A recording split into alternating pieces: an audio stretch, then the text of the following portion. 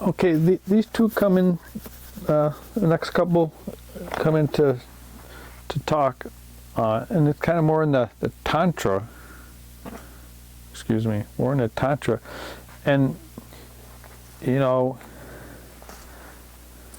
I gotta get something to support these two here. All right, hang on.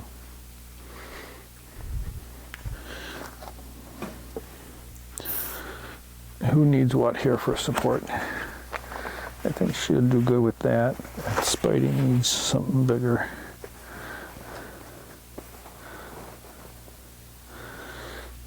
And are we in focus here?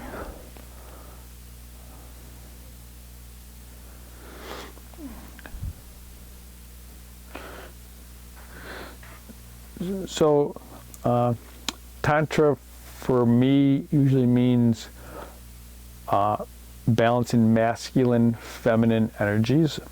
So each person has masculine and feminine energies of different amounts. Girls have masculine and feminine. Men have masculine and feminine. Masculine and feminine energies or aspects. So even just non-touching, TantraG, looking at eyes, communicating. So, you know, unlike massage where you're touching a physical point, unlike Reiki where you're intentionally working into someone's energy field, this is just being present with masculine, feminine aspects.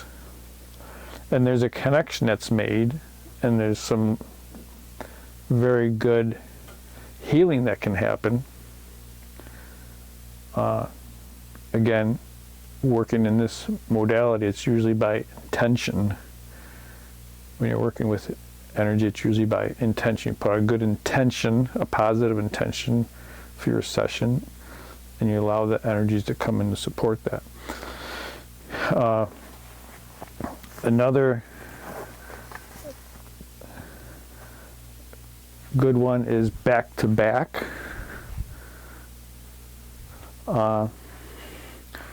TantraPG, if we will, since we are having physical contact, but we are fully clothed.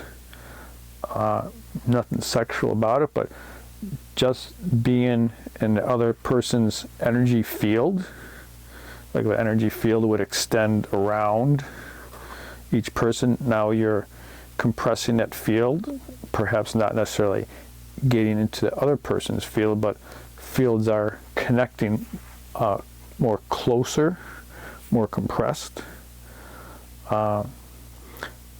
Again, can be very healing, very therapeutic, very nurturing. And, you know, we've talked about, you know, this is kind of like the classic, iconic Tantra position, the Yab Yum. I think we have to switch these guys since she sits up higher here.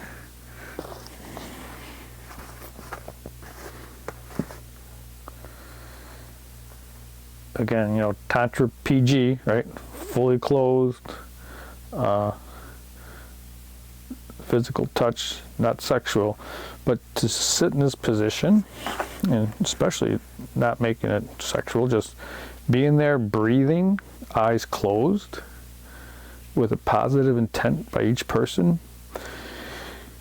I've experienced and I've seen some pretty amazing healing and what's the right word when you can influence events in a positive way. Yeah, we're not getting into black magic. We're not trying to control something. We just put out, you have an intention, a situation, you just want it to be resolved in the best, easiest, fastest way without chaos for everybody, type of thing. So it's a positive intent, and you just sit and you meditate in this position, in the Yab Yum. And you just like keep breathing till your mind doesn't think at all, right? You just want to clear the mind. And you're not trying to do that, you're just trying to breathe and be there. I tell you, it's a very can be a very therapeutic on many levels. Yes.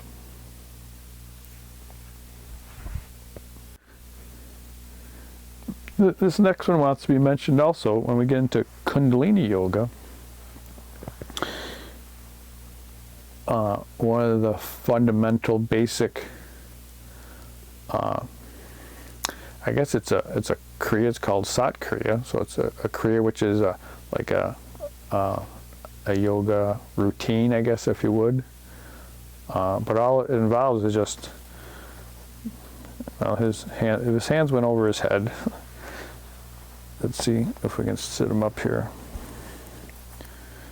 His hands would be over his head and together, and you sit there and go sut nam,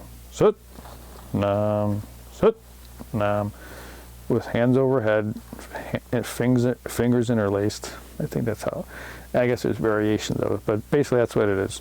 You just sit there, focus your third eye on your nose, some other little things in there if you read all the directions right. But it's basically just sitting there doing sut nam, sut nam, sut nam. And I apologize to any kundalini yoga professionals or, gurus or whatever that, the sut nam has to be a certain way, a certain pitch, or I do what comes out. It gets me through the day. But, this is TantraG. I mean, it's like just by yourself, but, I've heard stories of some pretty significant things, and I've experienced some pretty significant insights, healing, I would say. The healing comes from having the insight to the situation, and you go, oh my God, that's what it's all about. Oh, and now it turns from anger to compassion, right? It's like, wow, that's what's really going on. So, you can do that just by yourself, the sat kriya.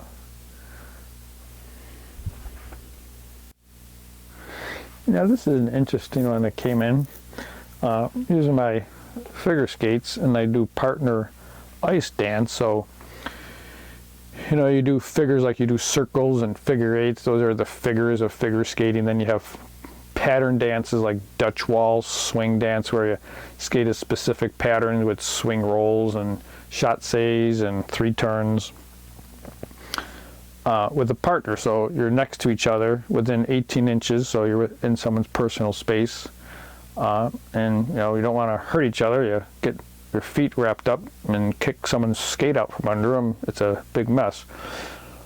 So, just the let's say the physical aspects of it, of being close to someone in order to be on the same curves and to get the patterns right, but yet not hurting someone. Like, you have to coordinate. So it takes quite a bit of, I guess, agility, as well as connection and trust to be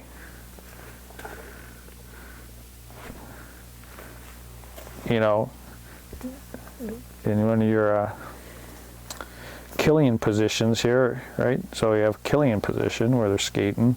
I mean, you're like that close together, and you have to do swing rolls and all kinds of things, and not kick each other's skates out. So there's the physical agility aspect, but there's also, you have to be in that space and be comfortable. And at least for me, that's, being within 18 inches of another person's space takes a bit for me. It's not something I just, pop right into. I enjoy it once I get there, but it takes me a while. And the other aspect of partner ice dance is like improv, where you just put a piece of music on and I like to just close my eyes and skate. Can't have a lot of people on the ice because you run into them, and that's not a good thing, but just to listen to the music and allow whatever to come through swing rolls, shotseis, turns, whatever, just to let that energy come through the physical system, combined with whatever's coming through your partner who's, you know, somehow connected to you, whether, you know, you're just by hands or you're in a waltz position, or, you know, you're going to be in a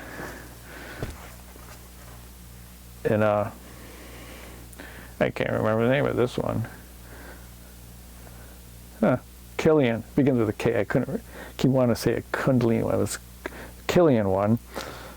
So, you know, both people, if they're doing like improv or eyes closed, listening to the music and just trying to be there.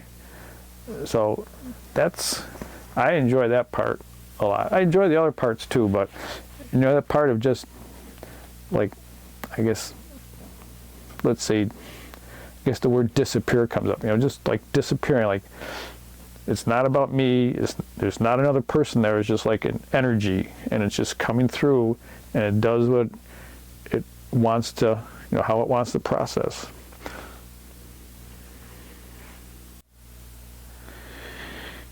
All right, this comes in, so let's see how it goes.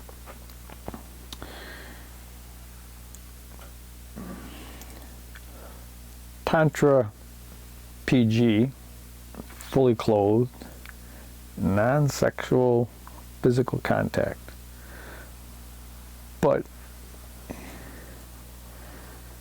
I would say if PD was going to work on Emma's chest, breast area, because of cultural, whatever, something cultural, that is like taboo, right? It brings up a lot of stuff on the masculine side, it brings up a lot of stuff on the feminine side. So probably even maybe put it into a TantraR rating, just because there's so much that people consider that to be, you know, that's part of the sexual part of things, which I don't think is, but, you know, and to the point, you know, if PD was to work under, so, you know, not fully clothed anymore, then this would probably be considered TantraR, because they're not fully clothed anymore, working on the skin under clothes.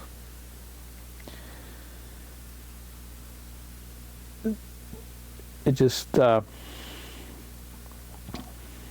trying to think of, you know, in the TantraR world, I guess that's where we're talking a little bit about the TantraR as opposed to TantraPG, which is like more acceptable touch, even though it's within 18 inches, so it's still not acceptable in Western world because you're in someone's personal space.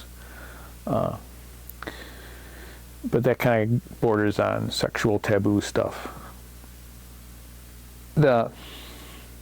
What's trying to come in to say is even the touch on the outside of a sensitized area or sensitive area or a culturally sensitive area, let's say that, there's like so much healing, from my experience, so much healing that needs to happen before you can even like connect to the energy in that area.